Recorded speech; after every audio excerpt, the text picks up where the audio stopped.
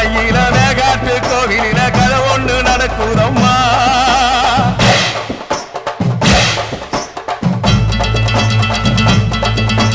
காட்டு புலி ஒண்ணு காயம் பட்டு போச்சு.